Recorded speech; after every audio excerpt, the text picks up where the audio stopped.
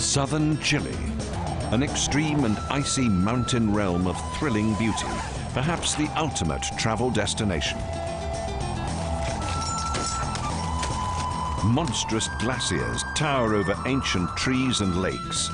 Vast cloud forests stretch as far as the eye can see. And in Chile's fiery heart, enormous vineyards keep the secrets of decadent bygone days.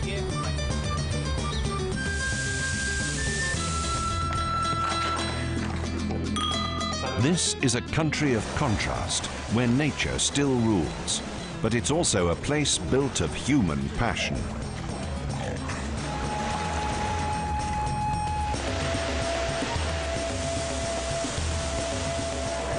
The heaving metropolis that is Santiago is thought by many to be the most beautiful city in South America, a vibrant, charismatic community that adds a modern twist to our ultimate journey to Chile.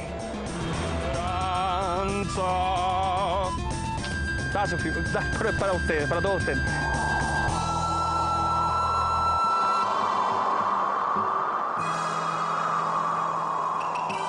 Patagonia is the cold end of South America.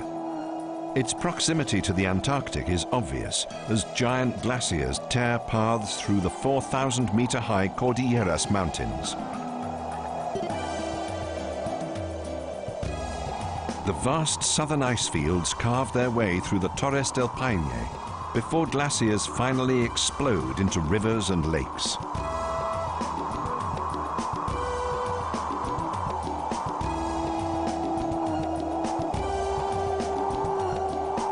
The creaking ice stretches across 350 kilometers and in places can be 1,000 meters deep. 13,000 square kilometers of frozen wilderness, a desolate landscape waiting to be discovered and explored, one of the wildest places left on Earth.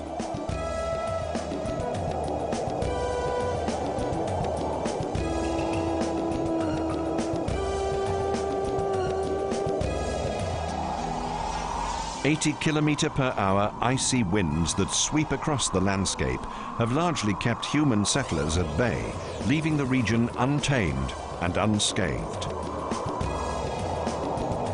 The mountains of the Torres del Paine stretch 9,000 meters into the clouds. Nestled at their feet lives a remarkable man, the perfect guide to this hostile world. Ranger, mountaineer and extreme sportsman Edmundo Martinez. By working as a national park ranger, he has fulfilled his dreams of living in a challenging natural wilderness. He is well traveled, but this rugged corner of Chile has won a special place in his heart. Okay. Behind me, you can see the incredible landscape of the Torres del Paine National Park. As a mountain guide, I know this place like the back of my hand and want to introduce everyone to the thrills this extraordinary park can offer visitors. From adventures and drama to scenery and wildlife, it's got it all.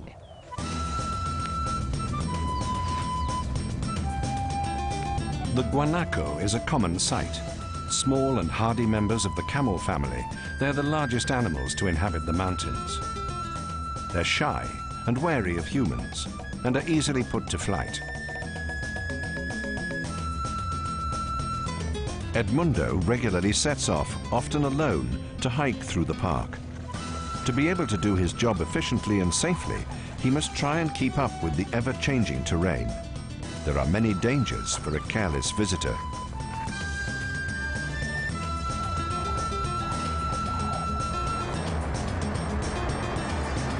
The national park encompasses 180,000 hectares of wilderness. But nothing in nature is unchanging. The ice fields are constantly on the move. Paths are blocked. Predatory pumas stalk the night. Edmundo's intimate knowledge could one day make the difference between life and death. Edmundo is very accomplished in his work and is even a member of the Chilean national mountaineering team. But even he sometimes needs help in this harsh environment. The cap is a symbol of heritage. The local riders, or huasos, are of Basque descent. Spanish immigration to Chile began in the 17th century, but those European origins are still celebrated today, and the beret has become tradition. The huasos have a strong history of riding, and without their abilities and the stamina of the horse, the conquering of this region would have been impossible.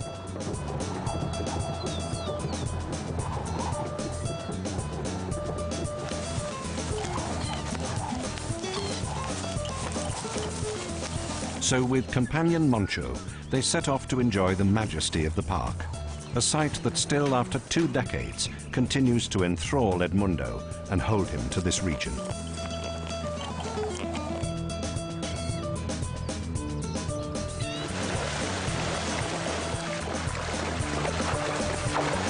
Thanks to the horses, they're able to wade through the ice-cold glacial rivers that crisscross the park.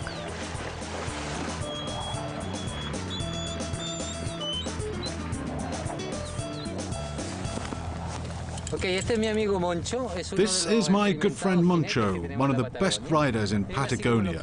He still lives much as his ancestors did, and has an intimate knowledge of the valleys and mountain slopes.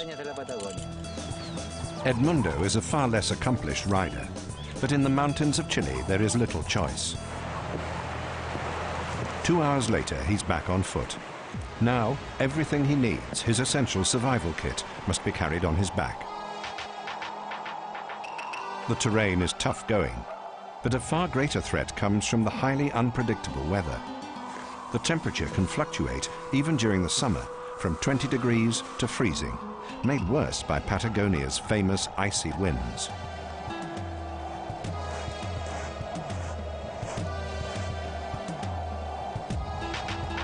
The 18-kilometer Lago Grey represents a mammoth challenge, with vast icebergs constantly shifting against a backdrop of giant glaciers.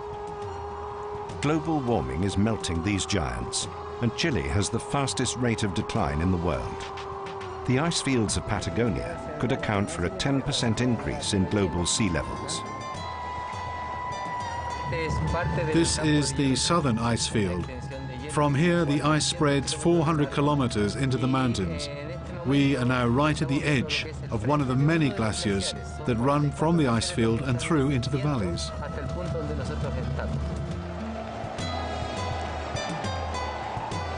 Edmundo has a complicated mission: to find a route through the ever-changing ice field that would be safe enough to guide his parties of foreign visitors. It's an enormous challenge, but well worth the effort. The trip will reward guests with breathtaking views that they'll remember for a lifetime. The wall of ice you see behind me towers something like 60 meters into the air. This glacier is unusual in that it empties into a freshwater lake. Most of the 44 others spread south to the southern ice fields.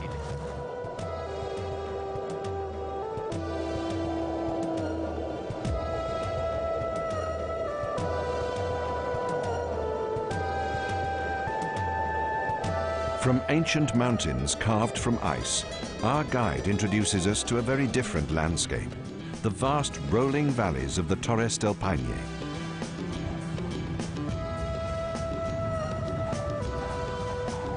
This lush terrain is a far cry from the mountains and supports most of the region's animal and plant communities for those intrepid enough to explore.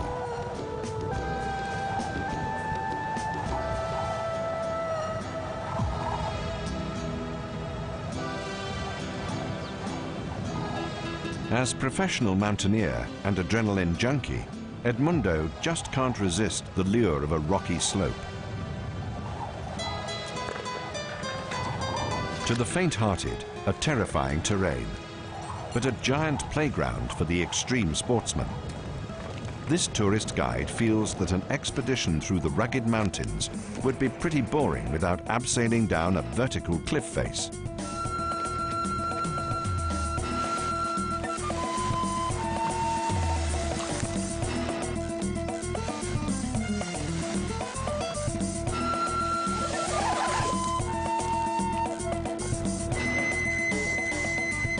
There is a serious side behind the fun. For the safety of his visitors, he needs to have worked out the pitfalls and dangers in advance. For Edmundo, though, this hardly feels like work. That was just fantastic. I am a professional mountain guide and instructor.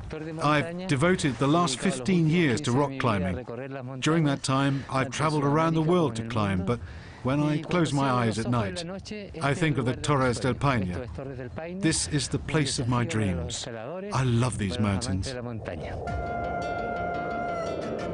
Scattered throughout the park are valuable refuges, lodges that can protect hikers if bad weather suddenly sets in. In the middle of the wilderness, these shelters save lives, allowing guests to sit out the passing weather.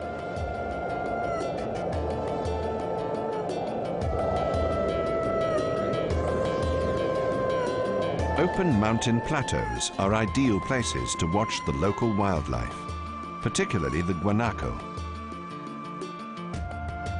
Guanacos have colonized some of the harshest environments on Earth, using camel physiology to survive extreme temperatures and dehydration. The hardy camels are protected by fine, dense fur. Local people have harvested the wool for hundreds of years, providing clothing that can really stand up to the wind.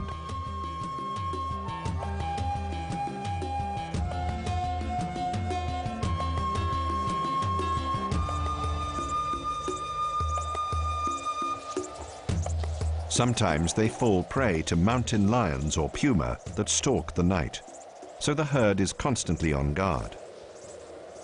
They do have weaknesses, though. They're very curious and easily attracted by hunters, and their numbers have been severely reduced. Thankfully, tough laws exist to protect the remaining herds.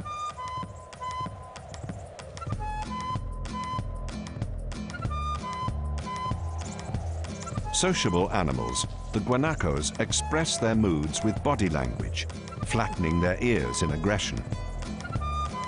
Typically, herds of around 10 consist of one male defending a group of females from other would-be suitors.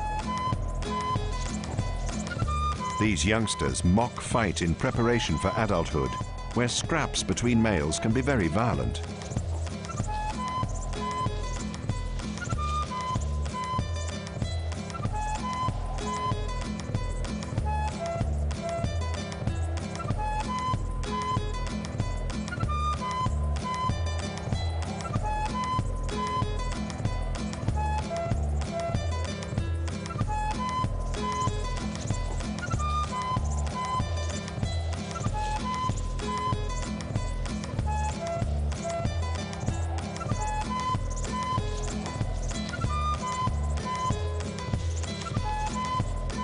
In open terrain without cover, the animals must be able to run fast to escape predators, but not all of them get away.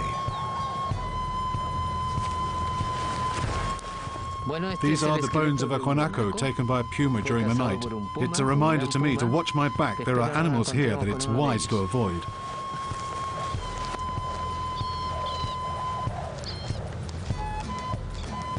But it's well worth the danger. Patagonia's hostile wilderness offers some of the most spectacular views on Earth.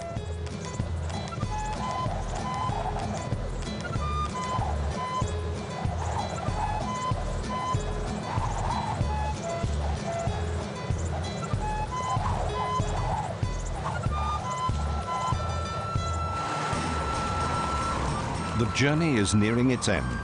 Another 2 hours by boat brings Edmundo to the final glacier on the edge of the park. The power and weight of the Serrano Glacier is incomprehensible. Over a few thousand years, it has carved deep ravines into the 12-million-year-old granite.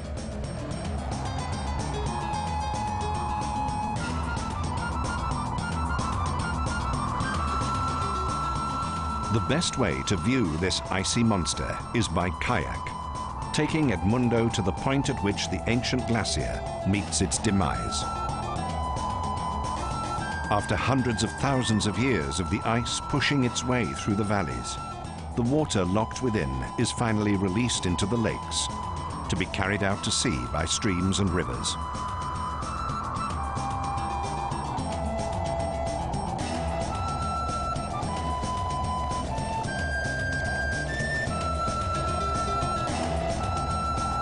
The ice cliffs are not as high as those at Lago Grey, but create another giant playground for our adventurer, who has another great passion: to scale the ice.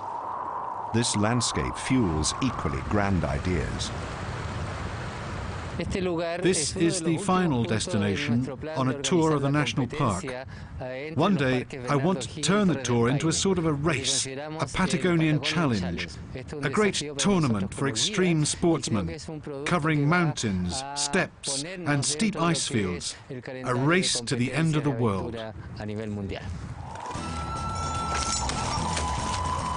A suitable spot at the foot of the glacier marks the start of Edmundo's imaginary race.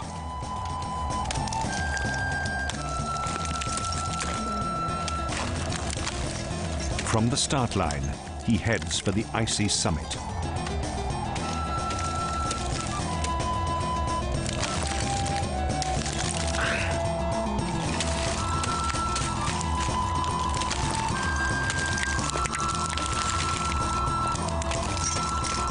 What a feeling! A feeling that only the extreme landscape of Patagonia could inspire. We leave Edmundo at the end of his Patagonian challenge. New worlds await discovery. Our journey now takes us north, where icy glaciers give way to lush mountain forests. From above, it has a timeless quality, land untouched by human hand. But looks can be deceptive. On the ground, a trail of disaster. The roar of chainsaws signal the death of an ancient forest, the felling of a great tree. These trees are some of the oldest living organisms on Earth, some over 4,000 years old, and yet they continue to fall to meet demands for building timber and paperworks. It's a lucrative business.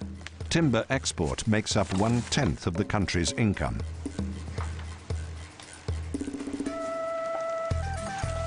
The temptation to fell these trees is huge. They are alerce, a valuable species particularly resistant to fungi and other parasites. They can live for centuries without sign of rot. Thankfully, not everybody is short-sighted about the future of the forest. These local timber merchants use only naturally fallen trees as a source for wood and seek to protect those still living as a resource for the future.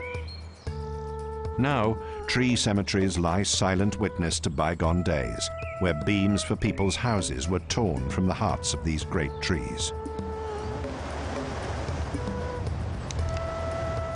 Many families in the region made their money on the back of destruction. Nelson Garcia Barria belongs to one such family. We are now in the area where most of this destruction took place around 20 years ago. We're enlightened now and have to prevent such things from ever happening again. For that reason, we protect this forest, and in particular, the great alerce trees. The extraordinary staying power of its timber was the alerce's downfall. Providing the highest quality building material, it fetched high prices and was much in demand. Nelson's workers still utilize the old manual skills of harvesting alerce and cutting planks. But today, it's only naturally fallen trees that succumb to their saws. Hernando is the forest foreman, and he must patrol daily to protect the alerce, frightening away poachers who might illegally harvest the trees. His most highly prized specimen is Tata.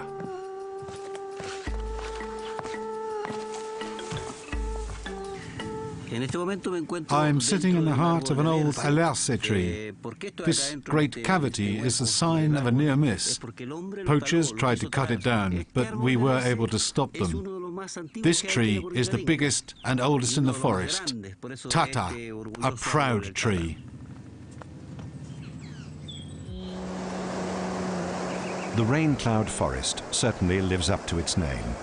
But these cold, damp conditions are life support to the giant trees. Nelson grew up in this forest, following the family tradition as a woodsman. It was very hard for him to turn his back on many generations of tradition. But he realized that if the forest wasn't protected, it would be lost. He closed the timber yards once and for all and laid off many of the staff.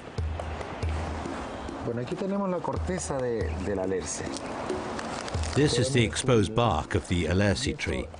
It's a building material often known as estopa. You can impregnate the hulls of ships with it because this wood never rots.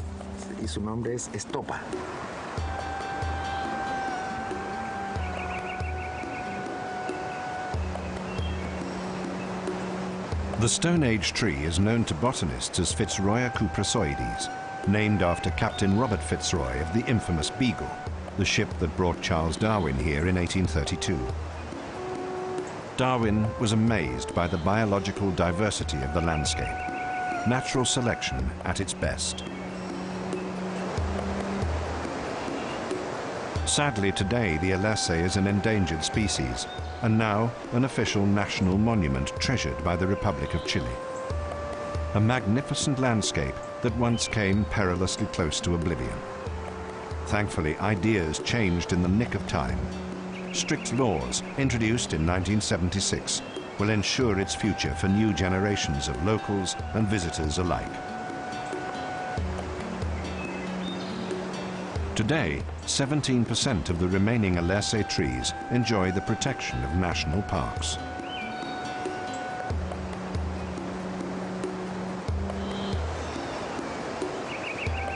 Sometimes known as sequoias for their vast size, they can soar 70 meters into the clouds. Their growth is imperceptibly slow, just a few millimeters a year, so the real mammoths of the forest represent many millenniums' growth.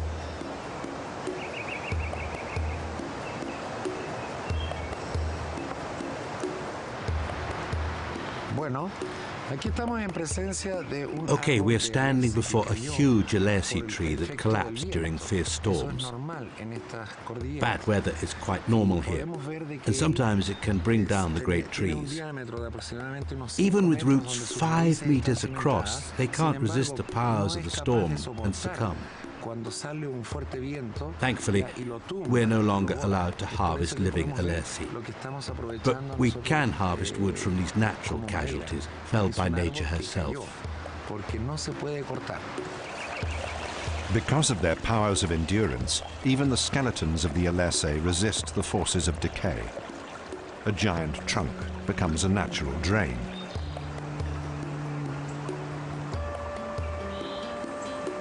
Fungi and other parasites will eventually get a hold, but even in the damp of the forest floor, the wood can last for decades and support entire communities of animals and plants.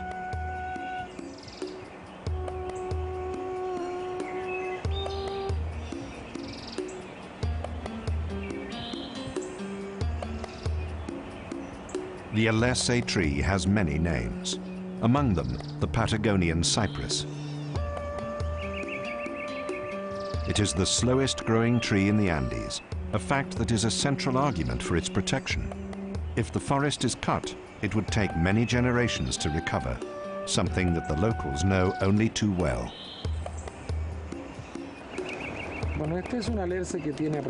This small alerce sapling is between 10 and 20 years old. To estimate the age of a tree, you need to know its growth rate. They typically grow 1 millimeter a year at most. The rate can vary according to the soil quality and weather. Here the ground is not particularly rich, and at 900 meters it's very cold. This sample has reached a diameter of 2 centimeters. Therefore, we can deduce that the tree represents 2 decades of growth. Compare this with the giant tree called Tata. It's more than 4 meters across, and so must be more than 4,000 years old. This also means that given the chance, we have a Tata of the future in front of us. This ecosystem is unique. Conservation International named Chile's remaining cloud forest as one of the world's 25 biodiversity hotspots. Living up to their name, the treetops are nearly always shrouded in cloud. This keeps the atmosphere moist and the temperature at around 12 degrees. In short, the forest is damp and cold. And the alerce trees love it.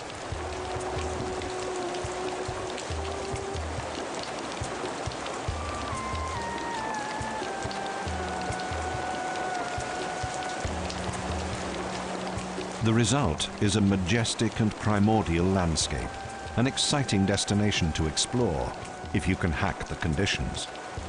Nelson has some advice to visitors. This region is a good example of a moderate rain climate and an evergreen forest. Being a cloud forest, it rains a lot.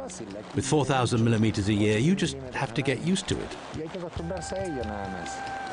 To walk around here, you need adequate clothing and the most perfect thing, a sombrero.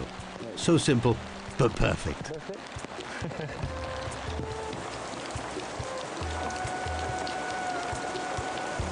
Nelson's biggest challenge has been to find a way of making a living from the forest without destroying it.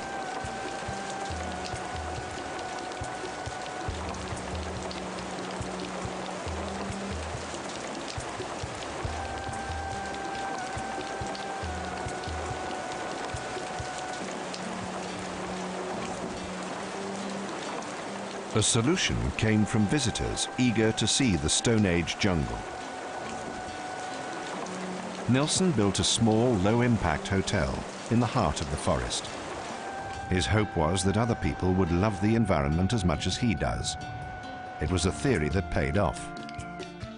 Guests came flooding to the ancient forest for the ultimate experience of being alone in the wilderness. And the facility is not without its mod cons, although some have an unusual history, as Nelson explains. It's not so long ago that people were destroying the forest with the help of steam boilers like this. These boilers, which have become rare today, powered the sawmills. Today, it's found a new role as a heater for our hotel. And the oven burns sustainably harvested Alerce wood. Nelson has another passion as well as the trees: horses. On his farm, he has been able to turn dreams of cowboys into reality. Cowboys in this region go under a different name: Huasos. This is Armonioso, a young horse, but a great animal with many accomplishments already under his belt. This year, he helped my son to become a national champion. Armonioso's next challenge approaches: a tournament at Puerto Varas. This is rodeo Chile style. The aim of the event is to round up and corner cattle ready for branding.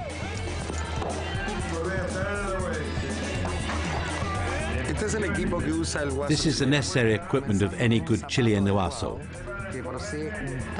Good sturdy leather boots with large spurs on the heels,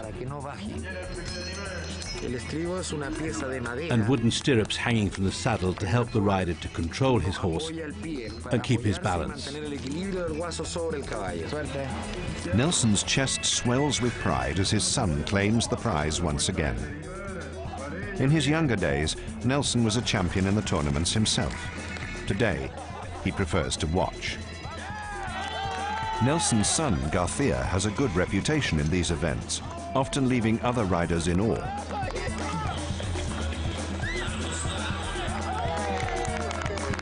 One Huasos has mastered this art and secures yet another award. The finale of the tournament, the competitors parade in traditional outfits, hat and poncho.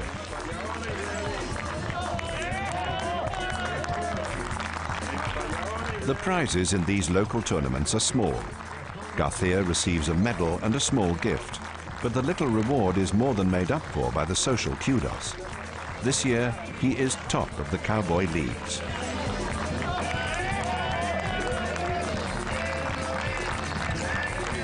Then it's on to a bar to drink their congratulations. There is one downside to winning. It's Garcia's point of honor to shout the first round.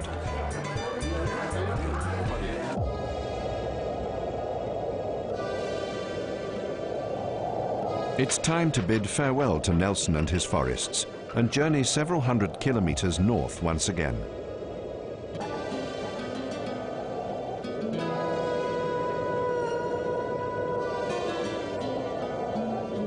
A far cry from natural, untouched wilderness, this is a landscape shaped entirely by man. Maipo Valley near Santiago. No journey through Chile would be complete without visiting a vineyard.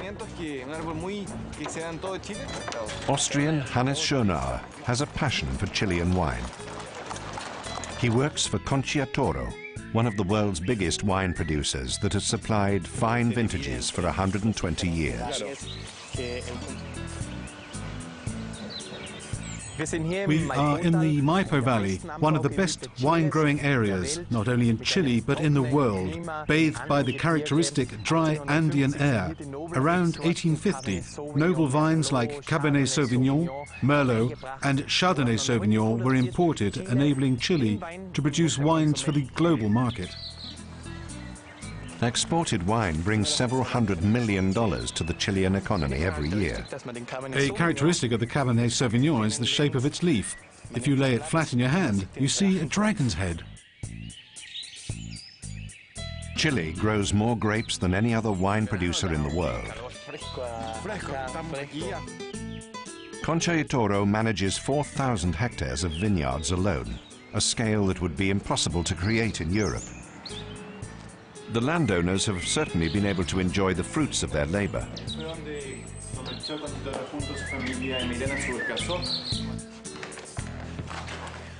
Wow! Increíble! One drawing room leads to another, then another, and yet another. It seems never-ending, each one as lavishly furnished as the last.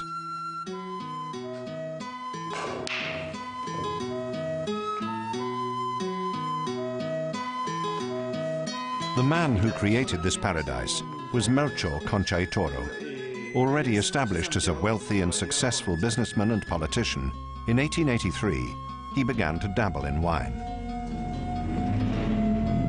Melchor's treasure trove lies beneath his mansion, a wine cellar fit for a king, and one protected by a bizarre and frightening myth.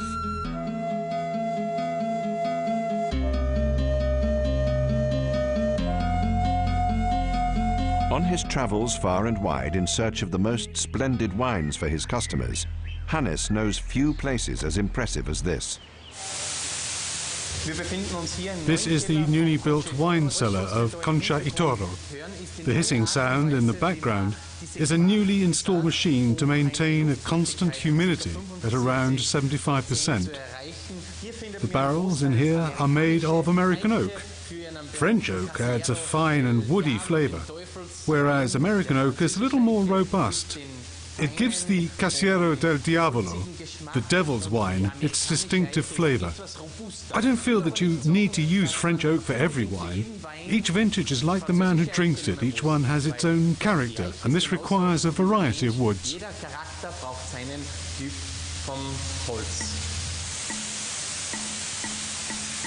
Concha Toro produces a wide variety of wines for the international market. From run-of-the-mill for the masses to top-end vintages for the more discerning. The splendid flavors suit the pickiest of connoisseurs, even critics like Hannes. The wines excel, even at the highest levels. Among their many fans, Baron Philippe de Rothschild, so much so that he has teamed up with Concha Toro. Hannes samples and seems enthusiastic. Oh, those animal tones in this wine, the tobacco, leather and vanilla, wonderful. Although most of the wine today is stored in the new state-of-the-art cellar, the old and haunted one remains below, and according to legend, is stalked by the devil himself.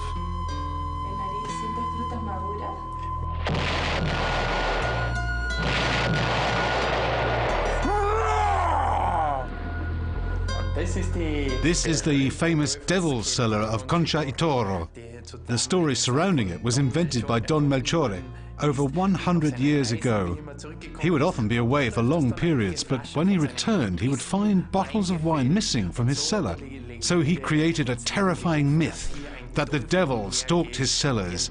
He told the tale to his workers and even stalked the cellar at night in disguise. It's a legend that still haunts today, outliving its creator. No doubt the horror stories worked. With that experience under our belts, our ultimate journey takes us to the next extreme.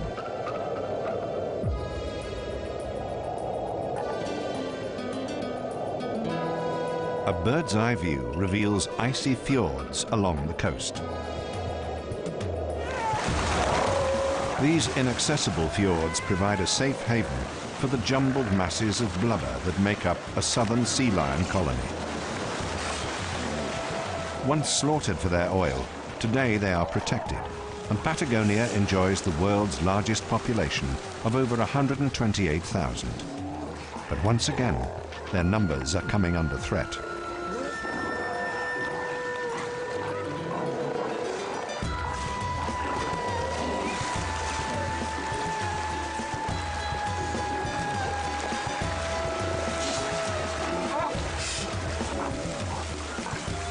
Wildlife activist Gerardo Nitlicek fears for their safety and watches over the colonies of the Pumalin National Park. As a guardian of the wildlife, one of his biggest concerns is the increasing numbers of dead sea lions that litter the beaches. So far, the deaths remain unexplained.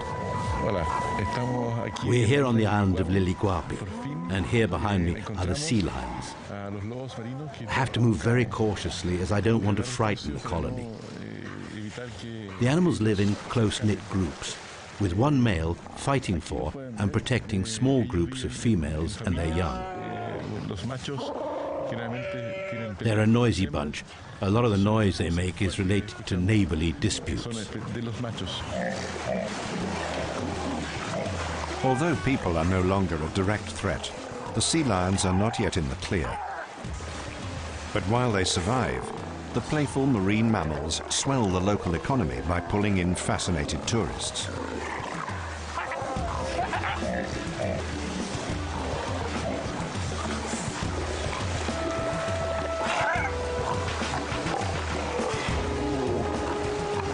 Males arrive in December on the breeding beaches and create their own little territories where groups of females will reside.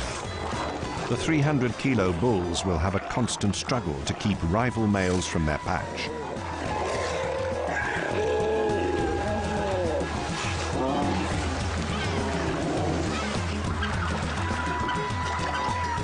Far away from the pushing and shoving, the cormorant colonies seem far more civilized, although disputes are inevitable.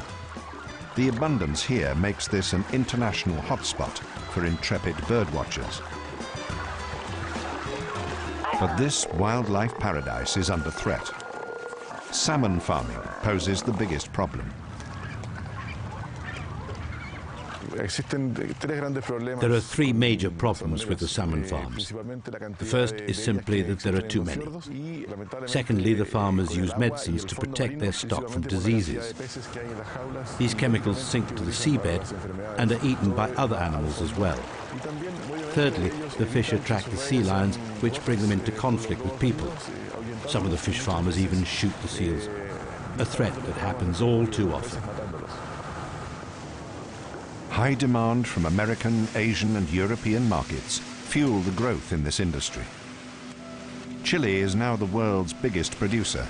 In 2001, the country exported some $730 million worth of captive bred salmon.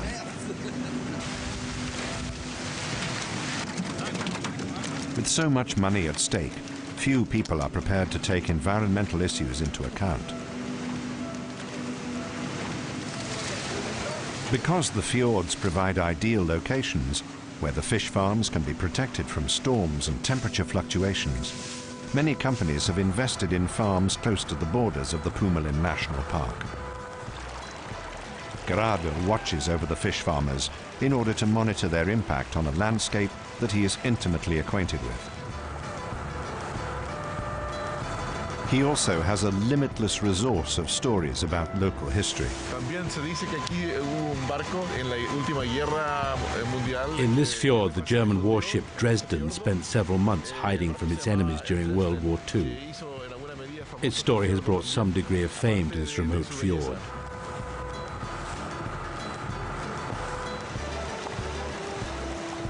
Gerardo knows everybody living here. It's a place of interesting meetings and exchanges of stories. It's time to catch up with the neighbors.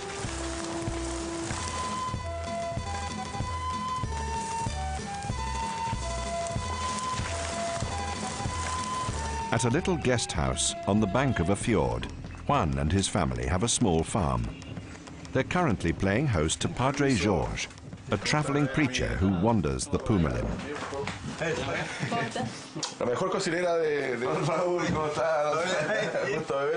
The isolated communities are too small for a full-time preacher, so they're totally dependent on the Padre for their religious guidance.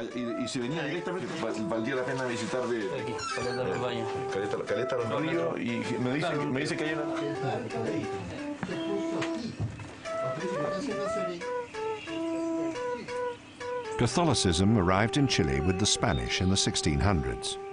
Jorge is now 83, but he continues to carry the word of God through the wilderness. It's a system that hasn't changed for 50 years. It was the farmers themselves who built this chapel. Before its construction, Jorge would minister in the kitchen or even in the open air.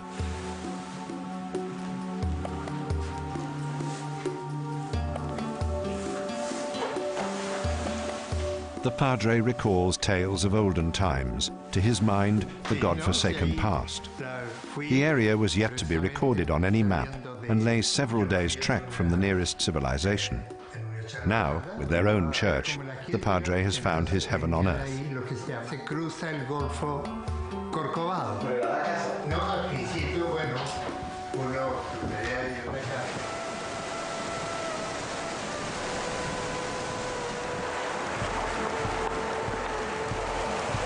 Gerardo's journey goes on. As a guardian to the park, he has the pleasure of long hours admiring some of the most beautiful sights in Chile.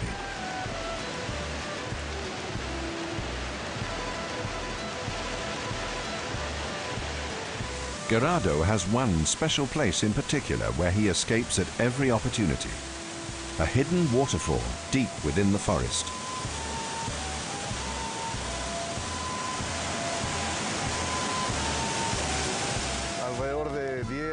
For more than 15 years, I've worked as a nature guide and ranger in the park. During that time, I've worked extensively on protection projects to safeguard this landscape for the future, and have worked with a team of very dedicated people. Together, we are the guardians of Pumalin.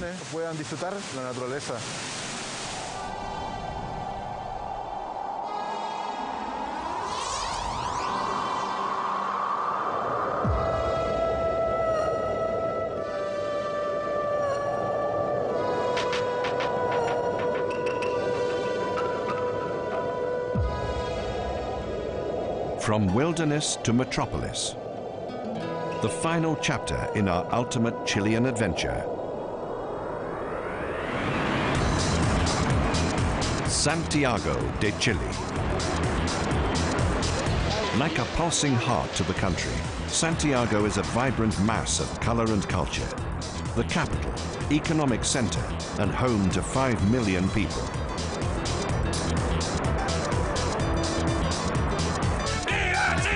A modern metropolis, pride of the country, overlooked by the mighty Andes.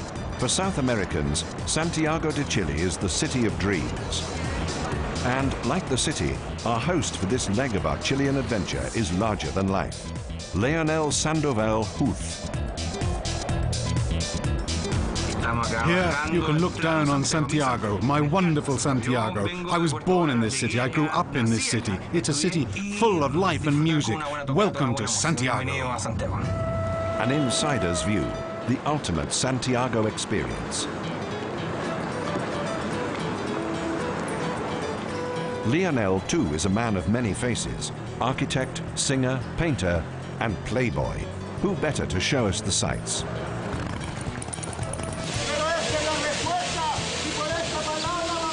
The Plaza de Armas is the ultimate melting pot. Part-time preachers, loafers, and tourists mingle.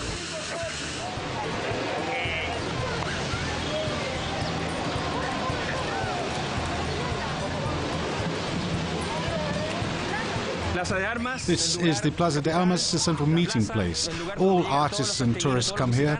During the day, everybody has fun in the sun, and evening brings the performing arts. We are very close to the central market, a great place to begin our circuit. Let's go. Shoe polishers ply their trade on the streets. This one comes with Leonel's highest recommendations, a man who's achieved local fame for his work. This is Don Ruben, who has been cleaning the shoes on tourists' feet in these streets for half a century. This extraordinary sight is provided by Ruiz Sanvayo, a local artist, and this is his work. Deep in the belly of the city lies its treasure trove of museums. Leonel is a frequent visitor. In his youth, he financed his architectural studies by singing, and it's an irrepressible part of his personality. Shy, he isn't.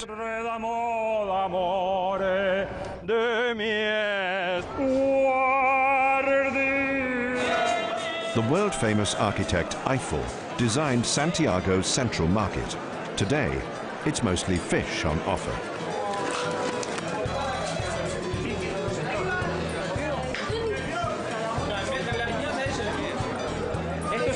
You always get the best fish at this market. It's delivered at the crack of dawn. This booth, like all the others, can guarantee the freshest fish of the finest quality. The diversity of marine life here is staggering. From 6 a.m. you can shop here, and the earlier you buy, the better your purchase. This is where all the finest restaurants buy their ingredients. Leonel is a connoisseur. He knows life's pleasures, and only the best will do.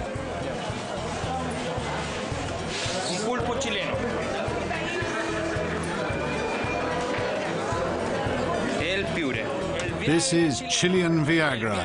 After enjoying this meal, you'll find a new strength. It's very strong. In Leonel's opinion, you can't tour without a trip to the market.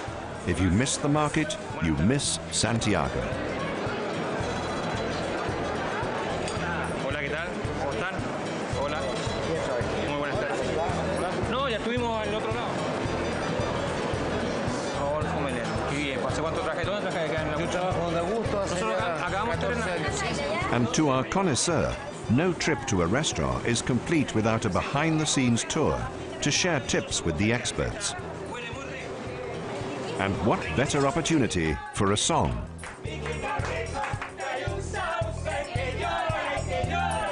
It's Leonel's philosophy that joy while cooking enhances the final taste.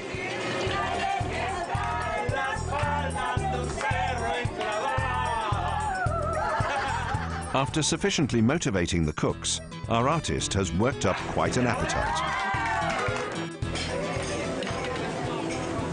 Of course, for us, only the best.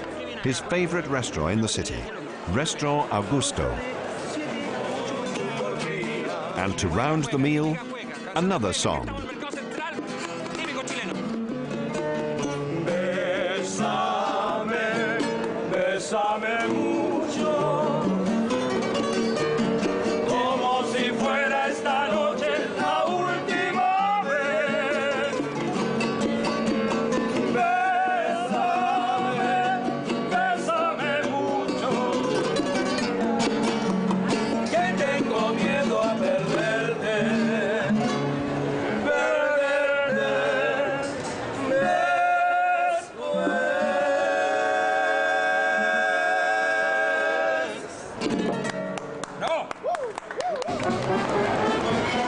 Outside the Ministry of Finance, a police band plays Bésame Mucho, Kiss Me a Lot, an extraordinary symbol of a Chile freed from years of dictatorship.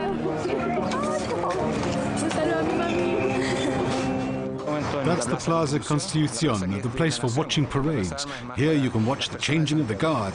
The Plaza de Armas is a place for the people. Today the Carabinieri, the police orchestra, play love songs to the public.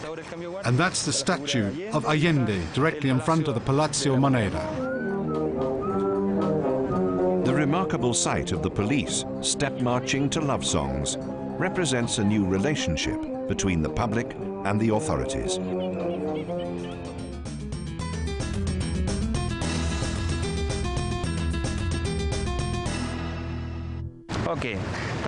That's the courtyard of the palace. It's called the Orange Grove, a central space with open access for everyone, and a must-see on our tour of Santiago.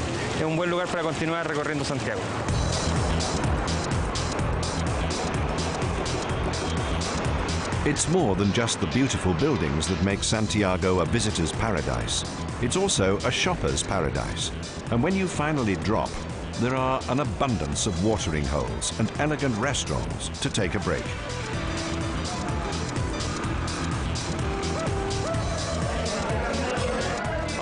Now I want to invite you to a more traditional restaurant. It's very typical in its style, with vine leaves on the roof.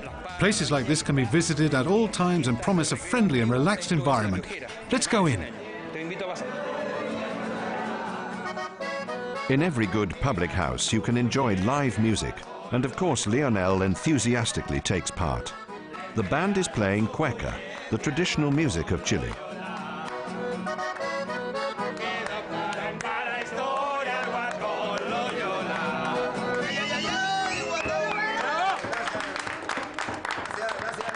What a place. Here the heart of every Chilean is beating faster. Yes, this is one great place.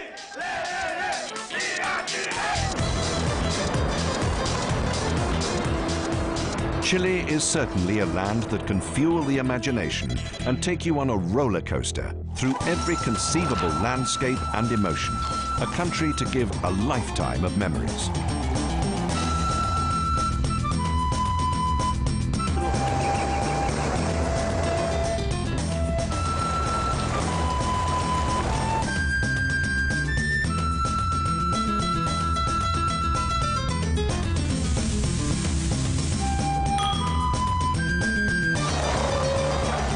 Glaciers and breathtaking beaches, pristine forests and wild cities, cowboys and aristocrats, all wrapped up in the magical package that is Chile.